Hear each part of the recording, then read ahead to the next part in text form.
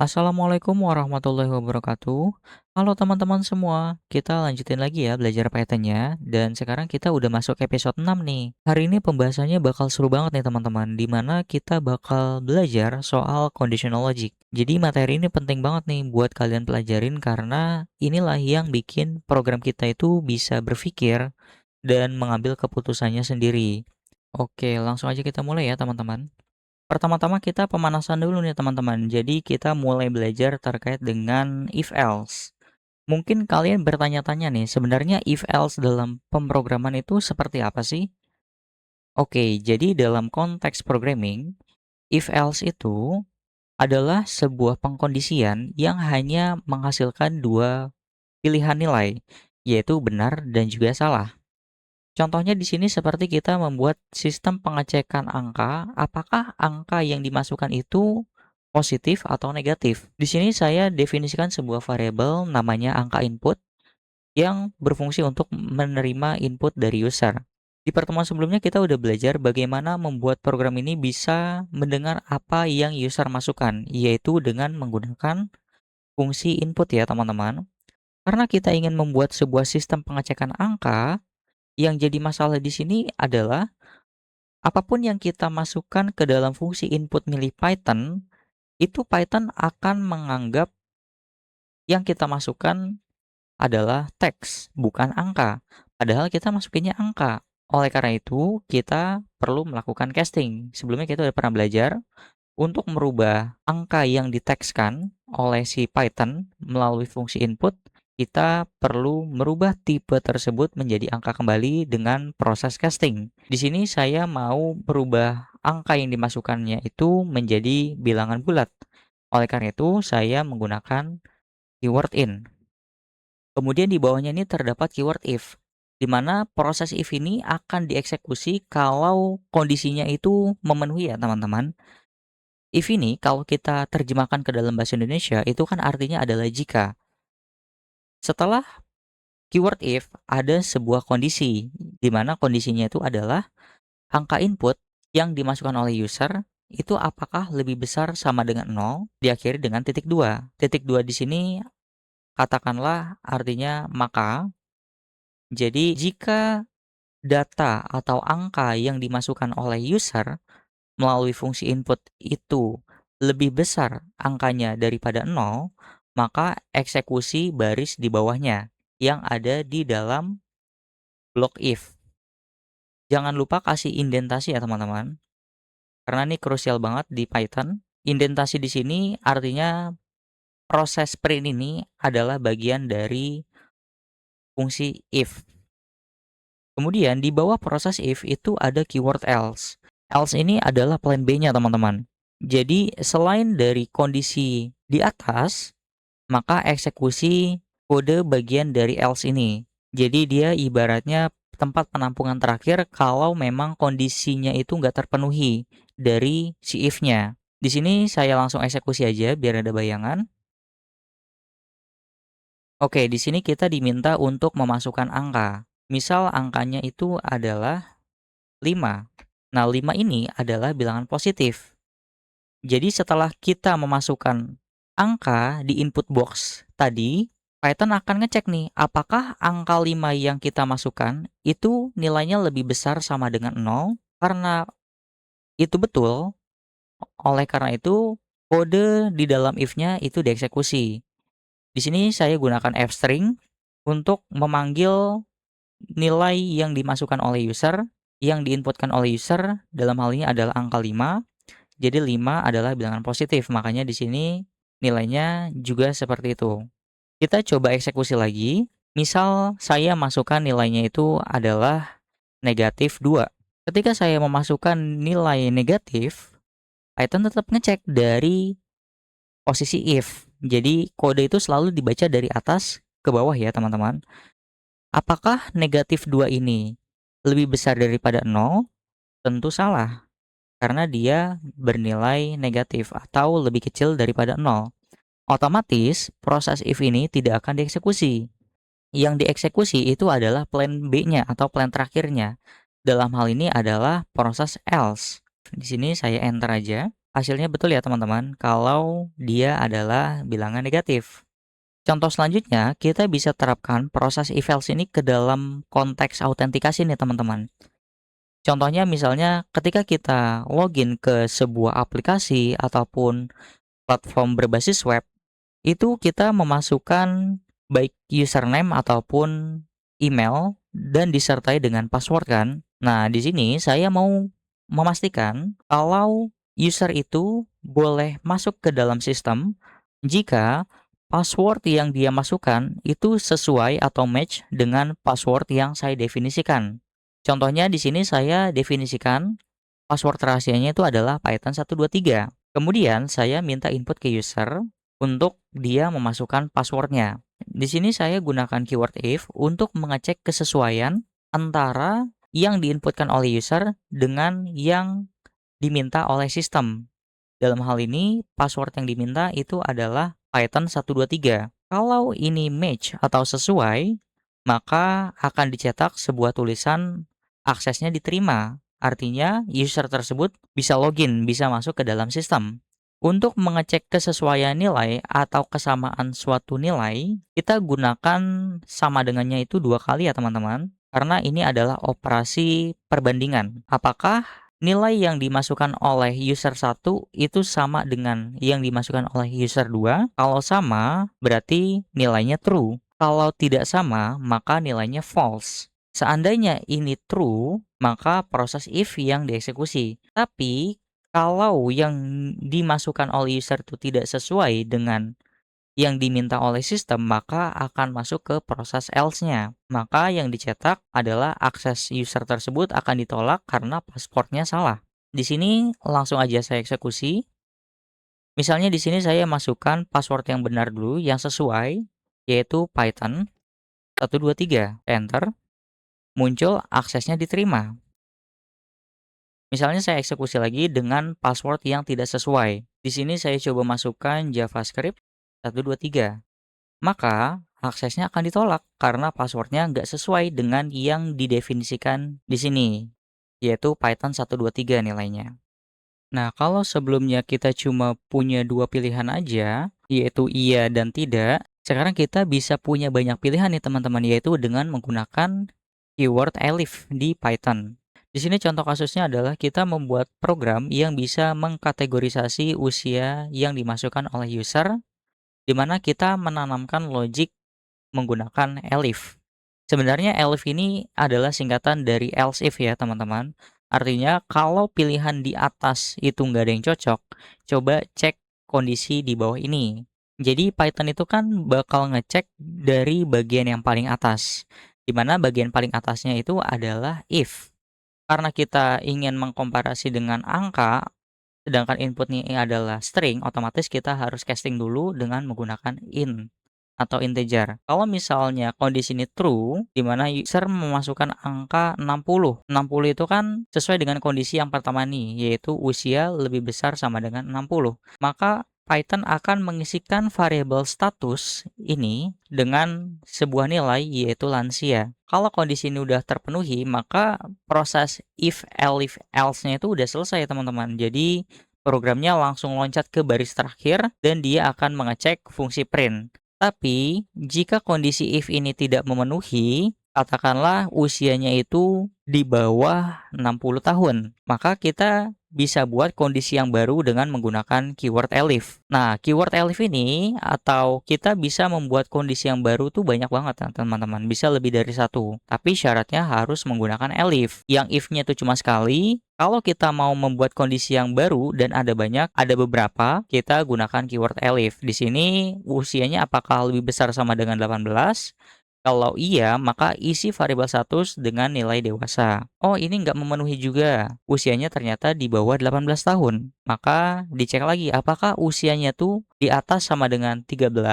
Kalau di atas sama dengan 13 tahun, maka isi variabel status dengan remaja. Kalau ini nggak memenuhi juga, isi variabel status dengan anak-anak. Dan kalau semua kondisi elif dan if-nya nggak memenuhi, otomatis ini nggak dieksekusi dan yang dieksekusi adalah yang bagian else-nya teman-teman. Di mana statusnya akan diisi dengan nilai balita atau bayi. Di sini Saya coba ransel dan saya coba isi katakanlah usianya itu adalah 15 tahun.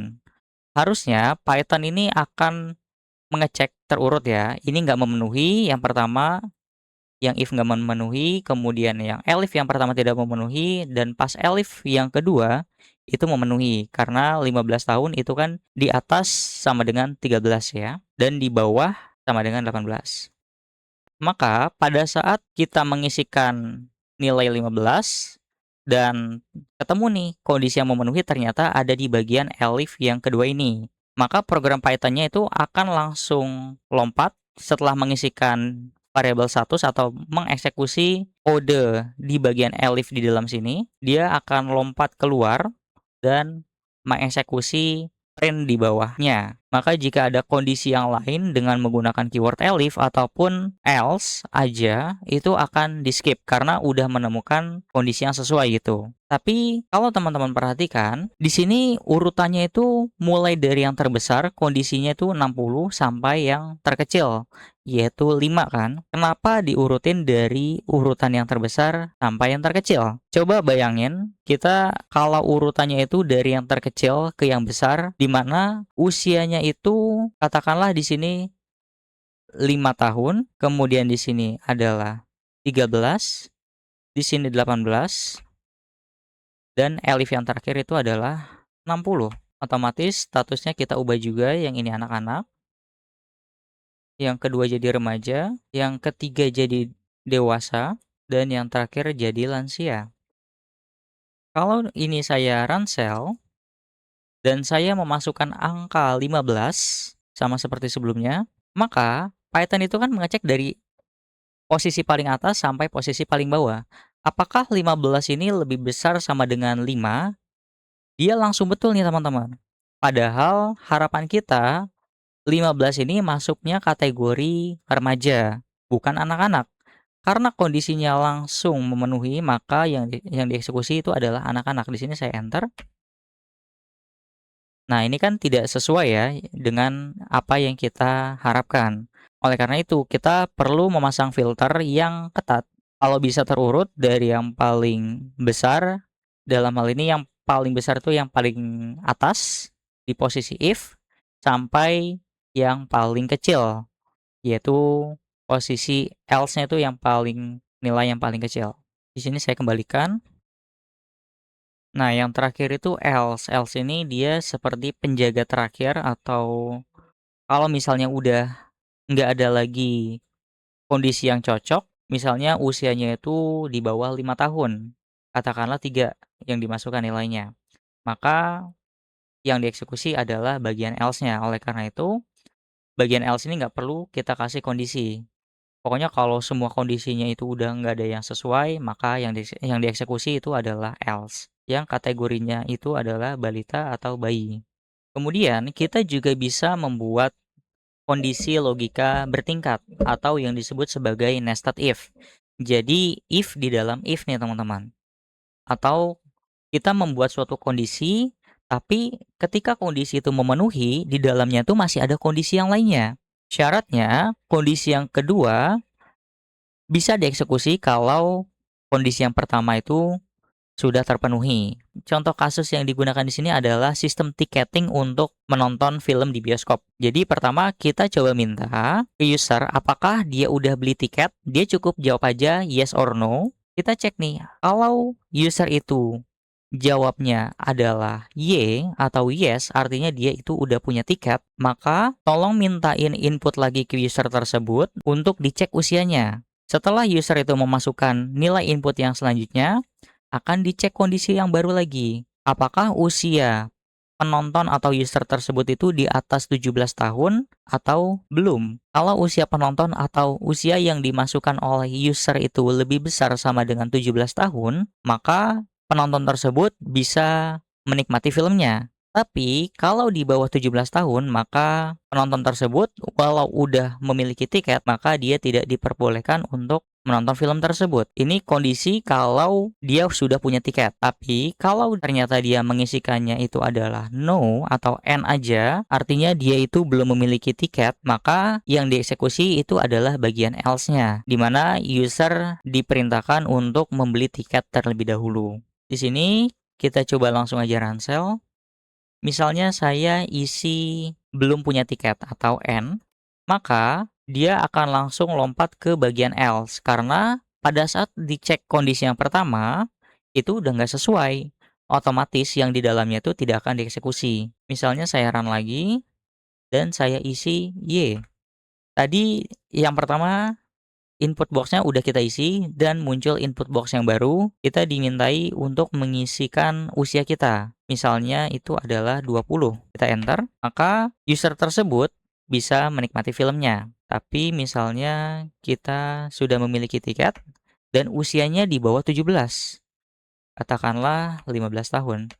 Maka yang dicetak itu adalah bagian else di dalam if yang pertama. Seperti itu ya teman-teman. Oke, yang selanjutnya kita masuk ke logical operator atau operasi logika. Jadi, kita bisa menggabungkan beberapa syarat atau beberapa kondisi dengan operasi ini, teman-teman. Nah, operasi ini terdiri dari 3 bagian. Ada and, or, dan juga not. And di sini itu artinya ketika kita memiliki lebih dari satu kondisi, kedua kondisi tersebut harus bernilai benar atau bernilai true. Tidak boleh salah satunya itu ada yang salah. Kalau salah satunya ada yang salah, maka kondisi tersebut dinyatakan false. Kemudian ada or. Or ini artinya minimal salah satunya itu ada yang betul. Kalau keduanya betul itu lebih baik, tapi paling enggak tuh salah satunya itu bernilai true. Kalau salah satunya itu bernilai true, maka beberapa kondisi tersebut yang sisanya bernilai false tetap akan dikategorikan kondisi ini memenuhi atau bernilai true secara keseluruhan. Kemudian yang terakhir itu ada not. Not di sini artinya logika terbalik ya teman-teman. Misalnya tadi nilainya itu adalah false. Ketika kita masukkan atau kita gunakan keyword not yang tadinya false akan menjadi true, dan kalau nilai awalnya itu adalah true, pada saat kita gunakan keyword not akan menjadi false. Jadi dia akan dibalikan nilainya. Contohnya di sini kasus untuk penerimaan beasiswa. Pertama, kita tanya dulu IPK dia berapa. Karena IPK itu adalah angka, maka kita perlu casting. Di sini saya casting dengan menggunakan float. Kemudian kita tanya juga untuk gaji orang tuanya atau penghasilan orang tuanya itu berapa dan apakah dia itu punya prestasi atau tidak. Setelah kita menanyakan itu semua, kita cek dengan menggunakan operasi logika. Pertama kita cek IPK dia apakah lebih besar dari 3,5. Kalau misalnya IPK-nya 3,7 berarti true dong. Tapi dia belum bisa dinyatakan true karena masih ada kondisi yang lainnya.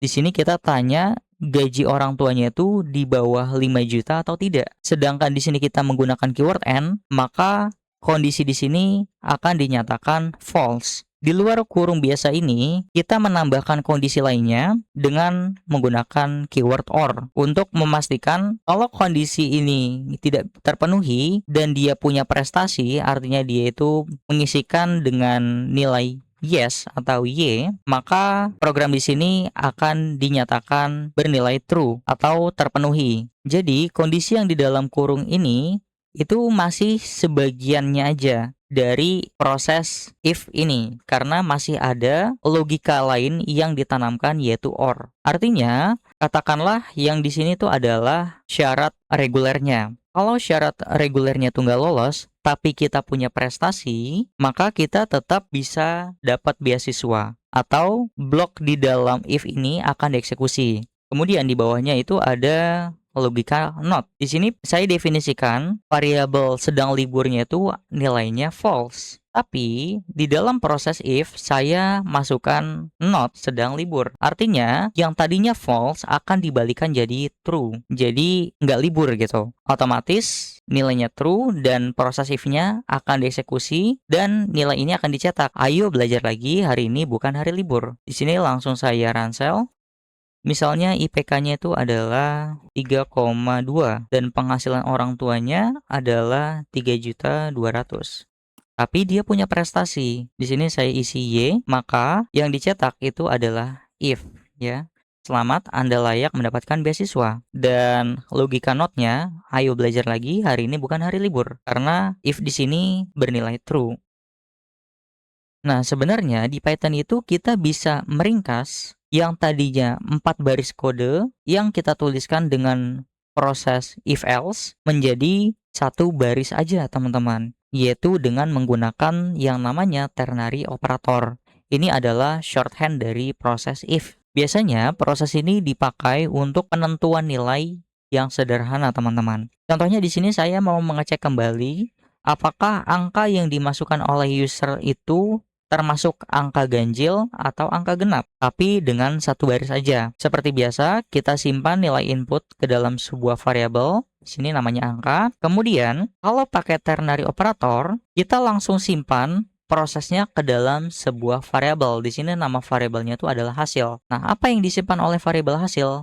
Pertama, kita langsung definisikan nilai utamanya atau hasil utamanya yaitu genap, di mana hasil utama ini bisa didapat jika angkanya itu, ini operasi modulus ya teman-teman, atau sisa bagi. Jadi jika angka yang dimasukkan oleh user itu kalau dibagi dua nggak ada sisanya atau sama dengan 0, maka dia bernilai genap atau dia termasuk ke dalam kategori bilangan genap. Tapi jika angka yang dimasukkan oleh user itu di modulus 2 ternyata sisa baginya itu bukan 0, artinya ada sisanya, maka dia termasuk ke dalam kategori bilangan ganjil. Di sini saya langsung ransel.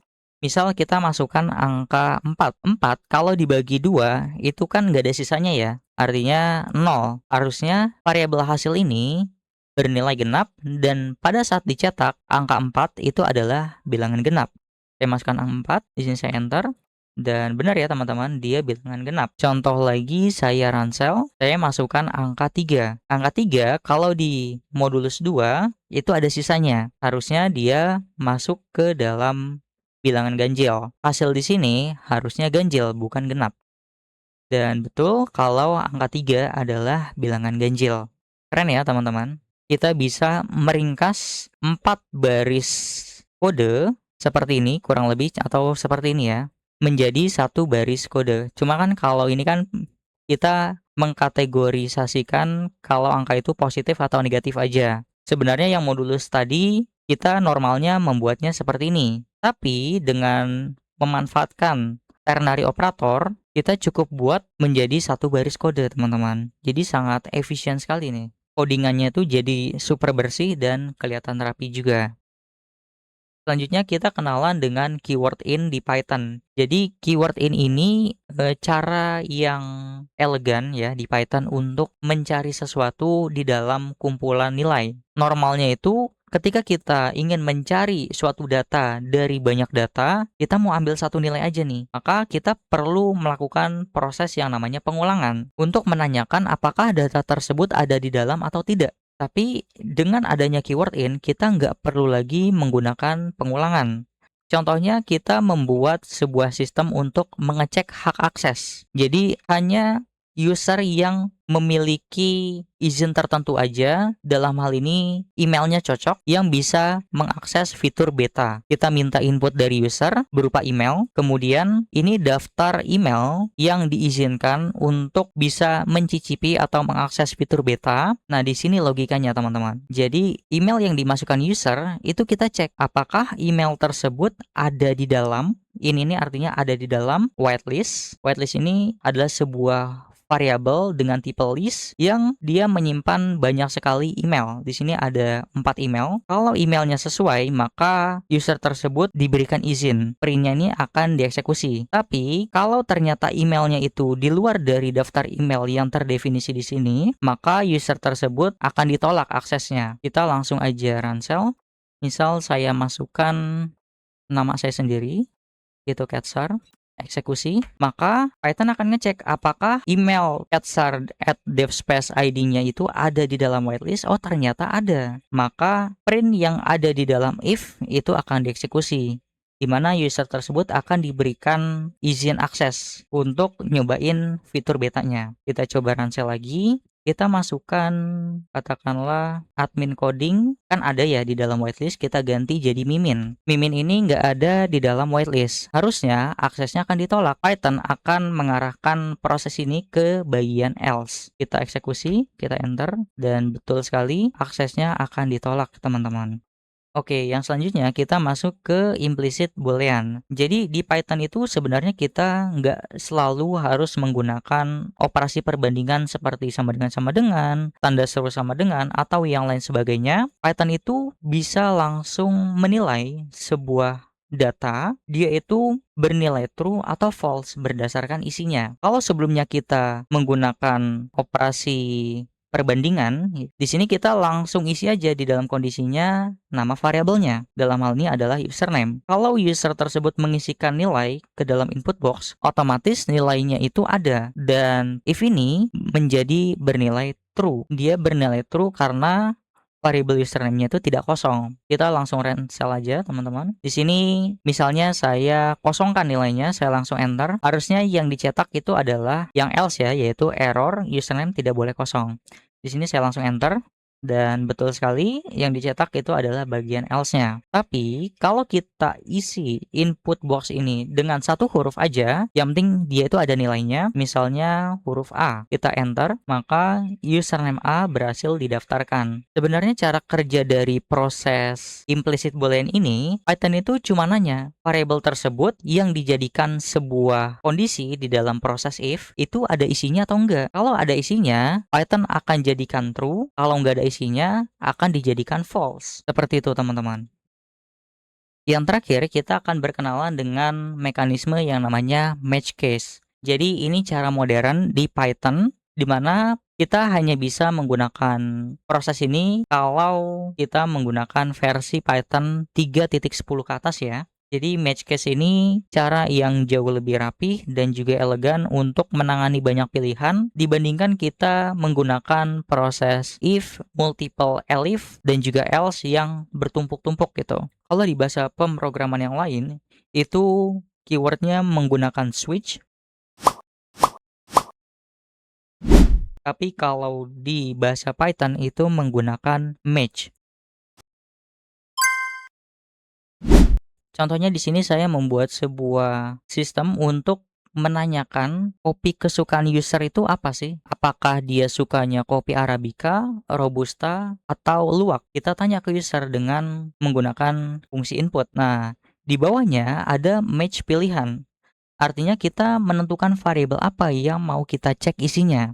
Nah, di dalam proses match ini ada beberapa case di mana dari masing-masing case itu adalah nama kopinya. Nanti Python itu bakal nyocokin nih nilai variabel tadi dengan daftar list kopi yang tersedia. Oh, misalnya user tersebut mengisikan nilainya itu adalah kopi Robusta. Python itu tetap mengecek prosesnya dari bagian yang paling atas.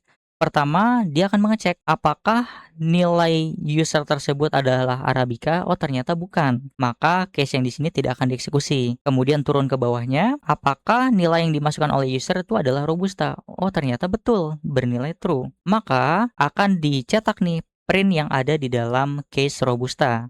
Kalau masih nggak sesuai, maka dia akan turun lagi sampai kondisi yang terakhir atau else-nya itu adalah bagian sini, case underscore. Jadi case underscore ini di dalam match case dia seperti wildcard ya, atau pilihan terakhir seandainya nggak ada satupun case di atas yang cocok. Dia bakal lari ke bagian yang ada underscore ini. Ini fungsinya mirip seperti else.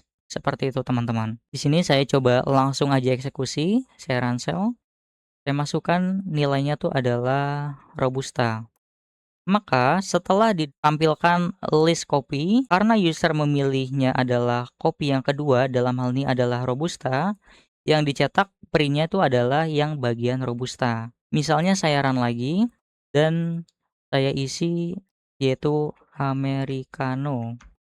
Americano itu kan tidak ada di dalam daftar list kopi ini ya. Harusnya dia masuk ke bagian yang ada wildcard-nya atau case yang terakhir. Dan betul, outputnya itu adalah menu tidak tersedia, silakan pilih 1 sampai 3, yaitu antara Arabica, Robusta, atau Luwak. Seperti itu teman-teman.